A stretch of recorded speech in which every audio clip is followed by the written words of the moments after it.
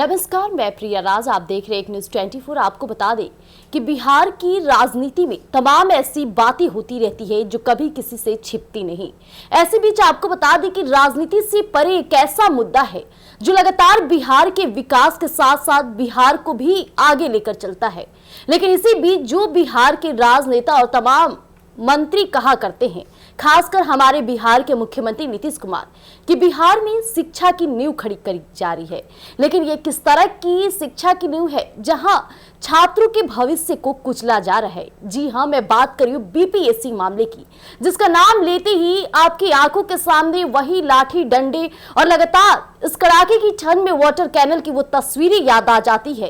किस तरह से बिहार की राजधानी पटना के सड़कों पर हमारे छात्रों के साथ अन्यायपूर्ण फैसले लगातार सरकार के द्वारा किया गया, ये सभी ने दिखा। आज इसी मुद्दों पर बातचीत करने के लिए मेरे साथ जुड़े हैं वही चेहरा जो लगातार छात्रों के साथ बने रहे और छात्रों की आवाज में इनकी आवाज सबसे ज्यादा अहमियत और उन्हें न्याय दिलाती रही। हमारे साथ जुड़े हैं छात्र नेता दिलीप कुमार जी। नमस्कार सर, आपका स्वागत करना चाहूंगी एक न्यूज़ 24 पर। जी बहुत बहुत धन्यवाद। काफी अच्छा लगता है जब हम एक ऐसे चेहरे से मिलते हैं जो लगातार कई चेहरों की आवाज बनकर किसी के समक्ष और लगातार बातें पेश करते हैं।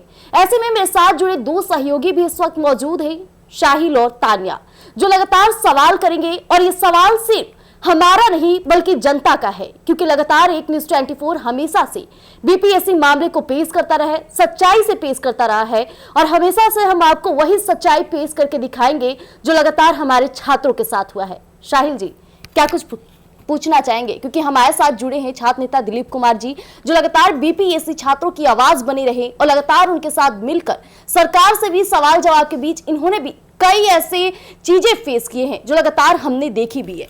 सबसे पहले तो हम बताना चाहेंगे कि कोर्ट ने इन लोगों को सरकार के पक्ष की तरफ से समन भेजा है। दिलीप जी, जरा इसको आप प्रख्यात करिए। देखिए, पटना सदर एसडीओ कोर्ट के द्वारा नोटिस दिया गया है, 20 मई को उपस्थित होना है और उसमें ये कहा गया है कि क्यों ना आप पे मतलब 5 लाख रुपया जमा करवाया जाए 1 साल के लिए। 5 लाख रुपए क्यों? क्योंकि 5 लाख रुपए एक बड़ी राशि है। जैसे कि जिस प्रकार से आप बताते हैं, हमेशा जो है आप एक पुअर बैकग्राउंड से बिलोंग करते हैं और छात्रों के हित की बात करते हैं, 5 लाख रुपए क्यों? ये तो सरासर दिख रहा है कि ये जो लगातार हम पिछले 10 साल से छात्रों के लिए लड़ रहे हैं और अभी तक 4 बड़ी बड़ी परीक्षाएं हम रद्द करवा चुके हैं पेपर लीक के कारण। पेपर लीक हमने उजागर किया है। यहाँ तक कि 67वीं बीपीएससी का तो क्वेश्चन मैंने मुख्यमंत्री जी को भेज दिया 11 मिनट पहले एग्जाम शुरू होने से पहले, और परीक्षा रद्द करनी पड़ी। तो अब और जो परीक्षा माफिया है और खासकर कोचिंग माफिया है, तो ये लोग हमें निशाना बना रहे हैं और इन्हीं लोगों के इशारे पर ये कार्रवाई हो रही है। ये मामूली कार्रवाई नहीं है, ये सरकार के द्वारा स्वतः किया गया कार्रवाई नहीं है। क्योंकि अगर सरकार के द्वारा स्वतः कार्रवाई होती तो आंदोलन के समय होता या उसके तुरंत बाद होता। ये मामला जब पूरी तरह शांत हो चुका है, उसके बाद ये मतलब आग में घी डालने के बाद ये गरे मुर्दे उखाड़ने की बात हो रही है कि आप ये कह रहे हैं कि 5 लाख रुपया क्यों ना आपसे जमा करवाया जाए और 1 साल के लिए। अगर 1 साल तक हम कोई आंदोलन करते हैं, अगर इनको लगेगा कि शांति हम भंग कर रहे हैं, तो 5 लाख रुपया जब्त हो जाएगा। और 5-5 लाख का 2 सिक्योरिटी चाहिए, माने बेलर चाहिए, जिसके पास 5-5 लाख का संपत्ति हो। यानी यहाँ के स्टूडेंट के पास 5,000 वाला नहीं मिलता है बेलर, ये 5 लाख का बेलर 2 चाहिए और प्लस 5 लाख रुपया जमा करना है कैश। मतलब ऐसा हो सकता है, संभावना है। तो ये तो कल ही पता चलेगा, क्या आदेश आता है, कल हम लोग अपना पक्ष रखेंगे। षड्यंत्र की बू आ रही है जी, बिल्कुल षड्यंत्र है। ये तो लोकतंत्र में ये अभिव्यक्ति की आजादी संवैधानिक अधिकार है, हमारा मौलिक अधिकार है। ये तो वो अधिकार हमसे छीना जा रहा है। मतलब कि 1 साल तक हम कुछ बोले ही नहीं। ये तो यही हुआ ना कि 1 साल तक हम कुछ बोले ही नहीं, नहीं तो 5 लाख रुपया लग जाएगा। तो भाई, हम कहना चाहते हैं कि हम संविधान को मानने वाले लोग हैं, संवैधानिक प्रावधानों के तहत चलते हैं, मौलिक अधिकारों का हम लोग प्रयोग करते हुए आंदोलन करते हैं और आगे भी करेंगे। जब भी अन्याय होगा तो आगे भी हम आंदोलन करेंगे। अब सरकार को जो कार्रवाई करनी है करे, और सबसे पहले सरकार को और बीपीएससी, बीएसएससी, बीपीएसएससी, सीएसबीसी, इन सभी भर्ती आयोगों को बॉन्ड भरना चाहिए कि आगे जो भी परीक्षा होगी ना, उसका कोई पेपर लीक नहीं होगा। ये पहले बॉन्ड भर के दे, ये गारंटी दे कि पेपर लीक नहीं होगा। सर, मेरा एक प्रश्न है कि आप कह रहे हैं कि जो साजिश रची गई इस पूरे मामले में, तो इस सरकार द्वारा और पूरे एजुकेशन सिस्टम के द्वारा कोई प्रोटोकॉल फॉलो नहीं किया गया है? मतलब जी बिल्कुल नहीं, मुझे नहीं लगता है। आप जो आरोप हम पे लगाया गया है वो तो बिल्कुल गलत आरोप है। एक भी सबूत पेश कर दे तो फिर मैं मान लूंगा, एक भी सबूत नहीं मिलेगा, क्योंकि जो आरोप लगाया गया है कि रोड जाम करने का मेरे ऊपर, बीपीएससी ऑफिस का घेराव करने का, पेपर लीक का अफवाह फैलाने का, जो अखबार में मैंने पढ़ा, तो ये पूरी तरह गलत है। क्योंकि जब जब सड़क पे आंदोलन हुआ है 17वीं बीपीएससी री एग्जाम को लेकर, तो मैं तो पटना में हूं ही नहीं, ना ही किसी से कोई फोन पे बात ना कुछ, तो कैसे मैंने रोड जाम कर दिया भाई, कैसे बीपीएससी का घेराव कर दिया। मैं 18 और 19 दिसंबर को आंदोलन में था, लेकिन जैसे ही नेताओं की एंट्री हो गई आंदोलन में और कुछ कोचिंग माफियाओं की एंट्री हो गई, तो मैं उसके बाद आंदोलन से हट गया था, और उसके बाद तो मैं आंदोलन में गया भी नहीं दोबारा। आज भी मैं अभ्यर्थियों के साथ हूं, और मैंने जांच की मांग की थी। मैंने शुरू से जांच की मांग की थी कि बापू परीक्षा परिसर में जो घटना हुई, अव्यवस्था हुई, अनियमितता हुई या क्वेश्चन की कमी हुई, उसकी पूरी जांच हो। जो क्वेश्चन का लेवल एक कोचिंग सेंटर के टेस्ट सीरीज के क्वेश्चन के लेवल का है, खान सर के कोचिंग के लेवल का है, और 24 क्वेश्चन जो मैच किया, जो स्टूडेंट्स ही बता रहे थे कि 24 क्वेश्चन उनके टेस्ट सीरीज से मैच किया, जो बापू परीक्षा परिसर में उन्होंने बीपीएससी परीक्षा से ठीक पहले टेस्ट आयोजित करवाया, तो इसकी जांच हो और चेयरमैन को इस्तीफा दे या चेयरमैन को हटाया जाए। तो इसमें कौन सी गलत बात हमने कर दी। लेकिन सबसे बड़ा सवाल यह है कि जब हम जांच की मांग कर रहे थे, तो वहां बैठे कुछ कोचिंग शिक्षक और कुछ अभ्यर्थी, 4-5 अभ्यर्थी, 10 अभ्यर्थी जो थे, जो बाद में पता चला किसी न किसी पार्टी के, किसी न किसी कोचिंग के एजेंट, ये लोग जांच की मांग पे हमारा विरोध करते थे कि जांच की बात नहीं कीजिए। धीरू जी, एक सवाल इस प्रकार से आपने कहा कि जो है कई कोचिंग माफियाओं के दबाव में इस प्रकार की चीज़ें हो रही है। आप कहना चाहते हैं कि जो चीज़ें हो रही है, आप लोगों को जो समन भेजा गया है, ये सब चीज़ें दबाव में, और सरकार दबाव में काम कर रहा है, प्रेशर पॉलिटिक्स चल रहा है, प्रेशर मतलब पॉलिटिक्स। देखिए, बिल्कुल बिल्कुल, मैं इसलिए ऐसा कह रहा हूं ना कि जिस आदमी ने 1000 करोड़ रुपए का घोटाला का दावा किया, सबूत होने का बात किया, खान सर ने, किस अधिकारी के खाते में गया। मैं इस चीज को जो है जरा ब्रीफ करना चाहूंगा। देखिए, सभी दर्शकों को बताना चाहते हैं कि मैं इस प्रकार की वीडियो हमारे पास एक मौजूद है, जिसमें एक बड़े जो है कोचिंग शिक्षक इस बात को कहते दिख रहे थे कि कैसे जो है बीपीएससी री एग्जाम मामले में घोटाला हुआ है और कैसे जो है भ्रष्टाचार फैलाया गया है, और मतलब कि छात्रों के साथ अन्याय हो रहा है। मैं उसकी कुछ क्लिपिंग जो है आपको दिखाने का प्रयास करूंगा, आप सुनिए जरा। जो है एक बड़े कोचिंग संचालक का जो है ये वीडियो है, जिसका जो है वॉइस मैं आपको सुनाना चाहता हूं, और जरा दिखाइएगा भी, अगर हो सके तो इसको जो है जूम करके दिखाइएगा। देखिए, सुनिएगा जरा इसको ध्यान से। और री एग्जाम अगर नहीं कराएंगे लोग, री एग्जाम अगर नहीं कराएंगे तो हम तो पटना के ही रहने वाले हैं, और हमें बहुत अच्छे से पता है क्या चीज कैसे होता है, कि 1000 करोड़ किधर गया है, हमको कुछ नहीं करना है। हमारा ये ब्लैक बोर्ड केवल पढ़ाने के काम में नहीं आता है, कई बार ये डेटा भी दिखाने के काम में आएगा कि देखिए फलाना के अकाउंट में से इस अकाउंट में गया, यहाँ से कैश निकल के सी में गया, और फिर डी की कंपनी में चला गया, और यहाँ से जो एफ है ये किसकी पत्नी है, किस अधिकारी की, इनके अकाउंट में आ गया। तो अभी आपने जो है देखिए बकायदा आपने सुना, इसमें एक बड़े कोचिंग शिक्षक जो है इस बात को कहते दिख रहे हैं कि भ्रष्टाचार कैसे हुआ, आखिर कैसे इस मामले में जो है धांधली हुई, कितने हजारों करोड़ का ये डील था, कैसे हुआ, कौन कौन से पर्सन्स थे, कितने स्टेज थे, किसके पति शामिल थे, किसकी पत्नी शामिल थी।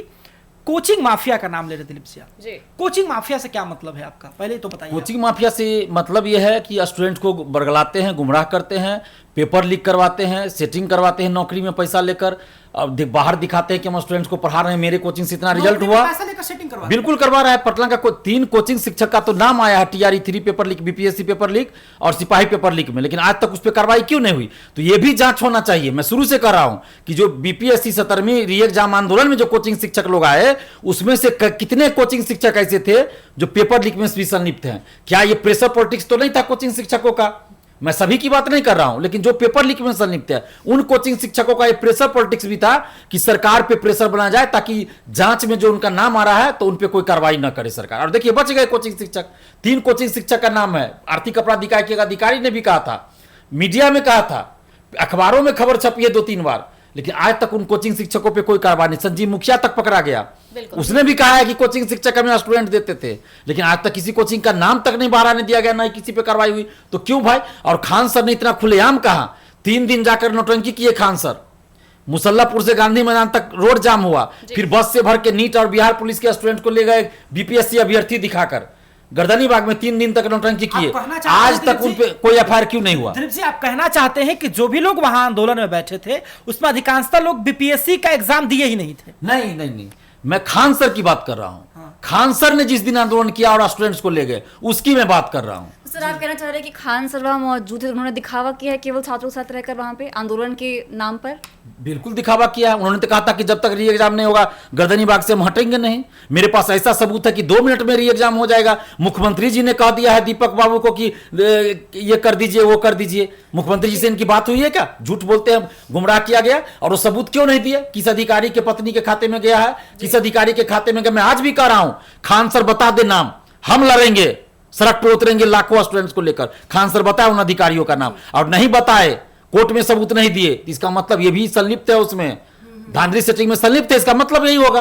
तो इस पर जांच होनी चाहिए। और सबसे बड़ा सबूत तो यह है ना कि जिसने 1000 करोड़ का घोटाला का आरोप लगाया, उस शिक्षक, जिस शिक्षक ने सबसे ज्यादा गाली गलौज किया, चेयरमैन को गाली दी, सरकार को गाली दी और 3 दिन तक नौटंकी किया फरवरी में गर्दनी बाग आकर, उस शिक्षक का इसमें नाम क्यों नहीं? 10 शिक्षक का है, मेरा है, जबकि मैं हूं ही नहीं, मेरा नाम है, लेकिन उस कोचिंग शिक्षक खान सर का नाम क्यों नहीं है? तो दिख रहा है कि ये साजिश की गई है कि जो सच्चाई से लड़ रहा है उसको दबाया जाए, बोलने नहीं दिया जाए। लगातार आपने जो जांच की मांग की है सर, उनको भी कहीं ना कहीं अनदेखा कर दिया गया है, चाहे वो सरकार की तरफ से हो चाहे छात्रों की तरफ से हो। छात्रों ने कई बार अपनी मांगों को लेकर सरकार से गुहार लगाई, लेकिन उनको भी अनदेखा कर दिया गया। तो सर बीपीएससी एक बहुत बड़ी परीक्षा प्रक्रिया होती है, और इस मामले में इस तरह की बातें उठना ये छात्रों के सपनों को चूर करने जैसा है सर। देखिए, मैं अभी आपने कहा कि मैं जांच की मांग कर रहा हूं, मैं शुरू से जांच की मांग कर रहा था, लेकिन आप बताएं जितने कोचिंग शिक्षक वहां गए थे, खान सर भी गए, जांच की मांग जब हम करते थे तो कुछ कोचिंग शिक्षक, मैं सभी की बात नहीं करूं, लेकिन कुछ कोचिंग शिक्षक और 8-10 जो स्टूडेंट थे वो लोग मना करते थे हमको बोले, फिर भी हम बोलते थे मीडिया में। लेकिन 2 दिन के बाद ऐसी परिस्थिति बना दी गई कि हमको हटना पड़ा कि खान सर बोल रहे हैं कि दिलीप कुमार हटेगा तभी हम आएंगे, और स्टूडेंट के मन में ये बैठा दिया गया कि खान सर आएंगे तभी री एग्जाम होगा। तो चाहते थे कि एग्जाम आंदोलन को जो है कमजोर करे, तोड़ दे, बदनाम कर दे। और देखिए कोर्ट ने भी कह दिया, कोचिंग शिक्षकों की भूमिका पर लेके सवाल किया है कोर्ट ने भी। और मैंने शुरू में ये कहा था कि आंदोलन में नेता और कोचिंग शिक्षक आएंगे तो आंदोलन बदनाम होगा, आंदोलन सफल नहीं होगा, और जब तक जांच नहीं होगी तब तक आप कुछ कर ही नहीं सकते आगे। जांच होगी तभी शिक्षा माफिया, परीक्षा माफिया पकड़े जाएंगे और पेपर लीक भी उजागर हो पाएगा। अगर जांच नहीं होगी तो फिर मामला रफा दफा हो जाएगा। अंतिम सवाल लेंगे दिलीप जी, बीपीएससी री एग्जाम के लिए जो आंदोलन हुआ उसके असफल होने का सबसे बड़ा कारण क्या रहा? उसके असफल होने का सबसे बड़ा कारण यही था कि नियत में खोट था। जो कुछ कोचिंग शिक्षक थे और जो 8-10 स्टूडेंट थे जो लीड कर रहे थे, अपने आप को दिखा रहे थे, कभी प्रशांत किशोर जी के साथ आवास पे जाके प्रेस कॉन्फ्रेंस कर रहे हैं, कभी आरजेडी कार्यालय, कभी जदयू कार्यालय, कभी बीजेपी कार्यालय। तो उनको था बस कि हमको विधानसभा चुनाव में राजनीतिक फायदा उठाना, कहीं से हमको टिकट मिल जाए। इसमें कुछ कोचिंग शिक्षक भी है, और खासकर यूपी के 2-3 कोचिंग शिक्षक हैं जिनका बीपीएससी से कोई लेना देना नहीं था, बीपीएससी का उनका कोचिंग भी नहीं है। और कुछ यूपी के स्टूडेंट जिनको बीपीएससी से मतलब नहीं, ये लोग एक गुट बना लिए थे पहले ही कि हर परिस्थिति में किसी तरह आंदोलन करके हमको चेहरा चमकाना है। स्टूडेंट्स के हित से उनको कोई मतलब नहीं था। जो समन आया है उस पर अंतिम संघर्ष कैसे करेंगे आप, क्योंकि आप लोगों को कल पेशी है उसको लेकर के? देखिए, अपना पक्ष हम रखेंगे कोर्ट में, देखते हैं क्या वहां होता है। हम सच्चाई के रास्ते पे चलते हैं, आगे भी चलते रहेंगे, ईमानदारी से लड़ रहे हैं। बाकी परिणाम जो भी हो, सरकार को जो कार्रवाई करना हो करे, लेकिन 5 लाख रुपया की जो बात है वो हम जमा नहीं कर सकते हैं, और न ही छात्रों के हित में लड़ने से हम रुक सकते हैं। अगर अन्याय होगा तो दिलीप कुमार लड़ेगा, बोलेगा, ये हमारा मौलिक अधिकार है, अभिव्यक्ति की आजादी है, संविधान में हमें दिया गया है ये अधिकार। उस अधिकार का प्रयोग करते हुए अगर पेपर लीक होगा तो उसके खिलाफ हम लड़ेंगे, चाहे वो बीपीएससी का हो, दरोगा बहाली, सिपाही बहाली, बीएसएससी, किसी का, यानी छात्रों के साथ कहीं भी गलत होगा तो हम आवाज उठाएंगे, न्याय के लिए लड़ेंगे।